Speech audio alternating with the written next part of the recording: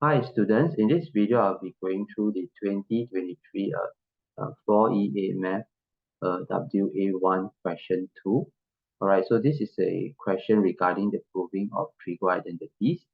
Alright, so let's read the question.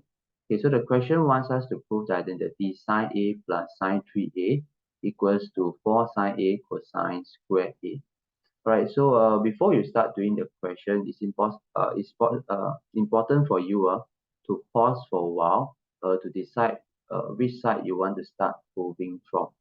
Okay, so as you can see from this identity, on the left side there is a triple angle sine 3A. Okay, so just based on this alone, I would want to start from the left side. Okay, for the very reason that it's actually very difficult for you to start from the right side with a single angle and then try to combine back to a triple angle. Okay, to try to combine back to a double angle is already quite difficult already. Okay, much less triple angle. Okay, so for this question, I would definitely opt to start from the left hand side. Okay, so let's see what we can do. Okay, so we have a sine A plus sine 3A. Okay, so sine 3A is something that we seldom come across. Okay, the sine A on the left side, this one there's nothing much we can do to change it to anything else. Okay, so our thoughts should go to how we can actually break up this sine 3A. Okay, so this is a sine 3A, it's not a sine 2A. If it's a sine 2A, then it's quite obvious we can use the double angle formula. Okay, so over here we want to learn a new thing today.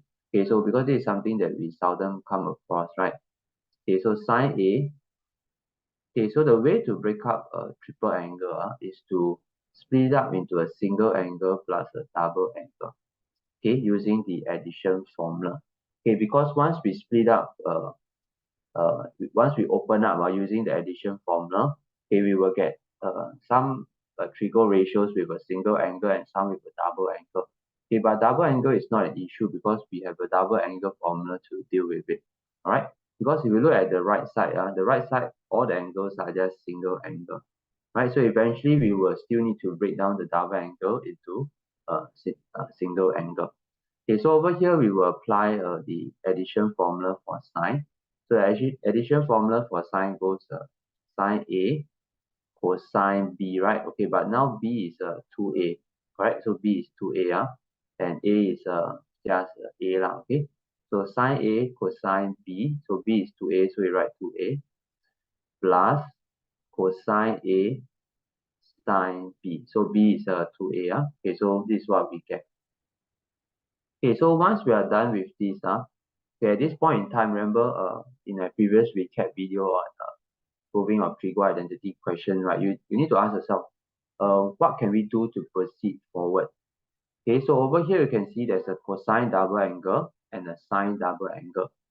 So you should be thinking about applying the double angle formulas to try to break these angles down further into single angle, because eventually on the right side we only have a single angle, right? Okay, so this is the part where you need to decide for this cosine 2A.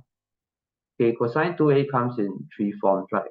Cosine square A minus sine square A. Then you have 2 cosine square A minus 1. And then finally you have 1 minus 2 sine square A. Okay, so at this point you need to decide. Do you want to use the first form, the second one, or the third one? Okay, which one will actually help you to simplify the question more easily? Okay, so you can pause the video and think for a while. Okay, so eventually we will want to settle on the second one. Okay, so in the next step, you will be able to see why we want to settle for use the second one in this case. Okay, so if I use the second one, then the cosine 2A will be replaced with 2 cosine square A minus 1, right? Okay. Okay, then over here cosine A, sine 2A. Sine 2A, there's only one type, okay? 2 sine A cosine A. Alright, so you'll see why we want to choose the second one. Okay, if we were to expand this, we will get 2 sine A cosine square A. Okay, so this time this will give you this time this will give you negative sine A. So can you see or not? This sine A over here minus the sine A, we will be able to get rid of the sine A. Okay, so that's the purpose in choosing the second form. If you choose the third form or the first form, you won't be able to get rid of the sine A. Okay, then over here, cosine A times 2 sine A cosine A. So you get 2 sine A. Then cosine A times cosine A, you get your cosine square A. Okay, so you can see that the sine A will subtract itself away. Sine A minus sine A becomes 0. It's a 0 pair. Okay, then 2 sine A cosine square A plus 2 sine A cosine square A. Then you will get what they want us to show.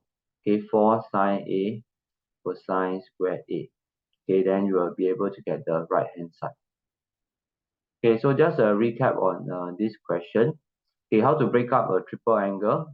We use the addition formula. We split into a single angle plus a double angle formula. Open up using the addition formula, and then after that, apply the double angle formula. Right. So I hope that through this video, okay, you have learned how to deal with things like triple angle and so on. Right.